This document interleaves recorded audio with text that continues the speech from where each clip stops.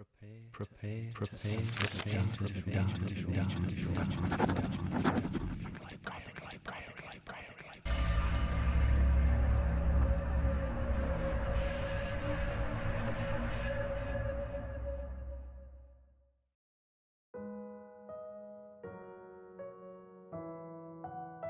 I've seen her ever since I can remember. I've never known what her name is because she won't talk to me. But she has always followed me, just staring. When I was little, I didn't notice her much. Sometimes I would catch her watching me from a window, but I never really thought anything of it. I guess I was just an innocent kid. As I grew older, she became much more apparent. The first time I really noticed her was when I was 6, during one of my ballet classes. I loved to twirl.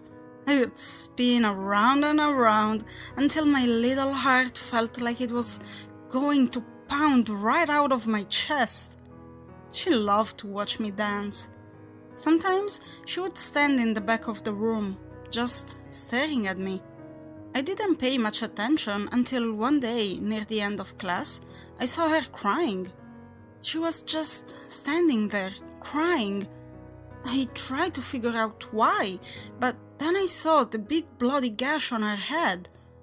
I looked at her in terror, not knowing what to do. I wanted to help her. She was bleeding pretty bad. No one else even noticed her. I started to cry. I was scared and sad, and I didn't know what to do. She just stared back at me desperately. I sobbed and screamed to try to get my ballet teacher's attention, but she wouldn't listen. She just told me to sit out and calm down until my mother came to pick me up. That's when I realized no one else could see her except for me. Soon, I saw her almost everywhere I went. Over the years, I got to know her really well.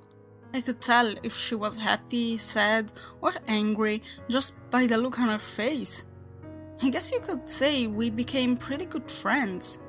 We would do everything together. We did what many other young girls did. We loved to go shopping together, give each other makeovers, and have pretend fashion shows. We would stay up for hours just talking in my room. Even though she couldn't speak, we always had a special way of communicating.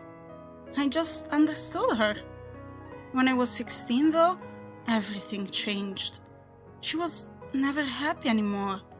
All of the nights we spent playing and having fun together came to an end. Sometimes she would just stand in my room and cry. I knew she needed help, but what could I do? No one else knew she was there. For some reason, I was the only one she would come to. I didn't know how to help her, and I think she grew disappointed in me. She never wanted to see me anymore. I would try to talk to her, but she would just sigh and turn away. I knew it was getting bad when I saw her one day staring at me through a shop window. She looked so different than the girl I used to know. I barely recognized her. Her once perfectly styled hair was messy and damaged. She had dark circles under her bloodshot eyes, and she looked exhausted and horribly sad. I just frowned at her with sympathy, watching her for several moments until my brother asked what I was looking at. I shrugged it off and tried to change the subject by showing him something across the store. She didn't follow me there.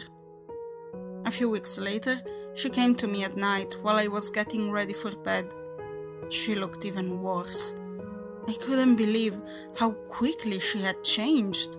She was very pale and shaky, and the circles under her eyes were almost black. She just stared at me, crying, with her hands behind her back. I looked back at her, wishing with all of my heart that I could say something, anything, to make her feel better. Then she showed me her arm. It was covered in cuts and scratches, some old and some still slightly bloodied. I could tell by the desperation in her eyes that this was serious. She needed help, urgently. I went to the hospital because I didn't know what else to do. Even though no one else could see her, maybe they could tell me how to help. They couldn't do anything at the hospital, so they referred me to another doctor. They said he was the best, that he really knew his stuff. I had an appointment to see him the next day. After talking with him for a while, he told me he knew how to help her. He and I made a plan so that I could help her too. Best of all, he finally told me her name. My reflection.